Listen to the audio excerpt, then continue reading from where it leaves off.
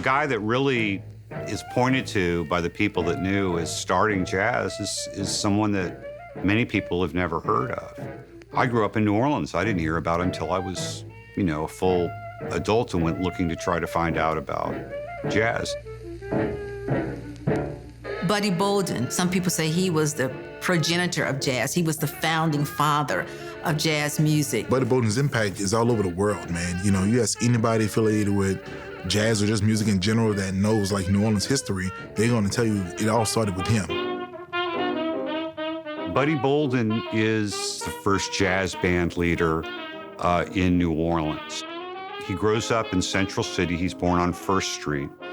His parents go to the St. John IV Baptist Church, and the music was very intense, clapping, and people said that's where Bolden got his ideas for music. One of the other constant sounds in his ears would have been from the brass bands. When Reconstruction ended, Black folks realized they had to pool together as a community to take care of themselves because they were on their own. And mutual aid and benevolent societies were founded all over the city and through the hinterlands, and people put in money, but when they died, their funeral was paid for and a brass band would escort them to the hereafter. Well, the cemetery with the most post-Reconstruction Black benevolent societies in it is just about 4 blocks from Bolden's house. So no one was buried in that part of the city without Bolden hearing the band going by. Buddy Bolden's known for having a super big sound, man. Buddy Bolden sounds so huge, you can hear from the other side of the river. Well, she would, my interpretation of what Buddy Bolden would be today, But yeah, some cats, they'll play. And Buddy played the same thing, but it'll just be a little bit more powerful, I feel like. It'll be more intense. He did so.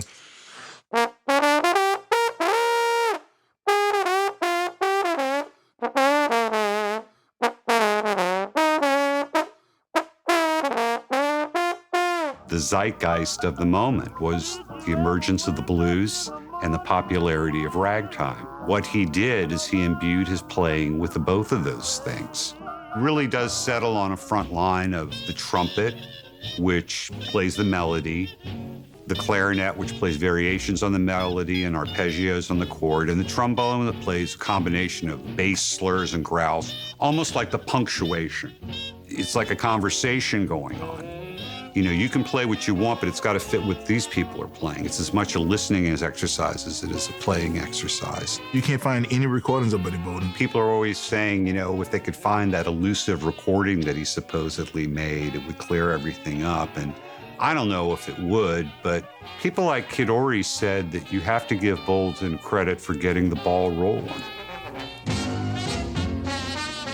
Kid Ory is a very interesting story. He was the son of a white father and a Creole of color mother. Grows up on the plantation, and he gets interested in music, first doing barbershop, quartet, harmonizing, and eventually saves up enough money to come to New Orleans and buy a good trombone. And that's the day he meets Buddy Bolden. He's 17 years old. You can imagine a 17-year-old meeting your hero for the first time, and that really inspired him. And he goes back to Laplace. He puts together a really good band, and they come to New Orleans in 1910 and take the city by storm. And for the next 10 years, Kid Ory's Creole Jazz Band is considered the hottest jazz band in New Orleans. But Ory, most importantly, is a band leader. He's a trombone player, but his real instrument was the band. And he nurtures the developing New Orleans traditional jazz style post-Bolden. And you can think of him as the connective tissue between our earliest pioneer Bolden and our ultimate jazz musician, Louis Armstrong. In fact, it's out of Ory's band that future jazz stars like Louis Armstrong get their first musical experience. It's all about the music. And that's where you really hear the humanity of these artists. Listening to Louis Armstrong playing Potato Head Blues or strutting with some barbecue, it just is such a declaration of existence and a declaration of beauty. And I think it really speaks to America. What is the motto of the United States? E pluribus unum, out of many one. So it's one performance, even as each has their own voice heard. Their voice fits with the others, but it is unique. And I I think that New Orleans jazz is the greatest expression of that in American culture.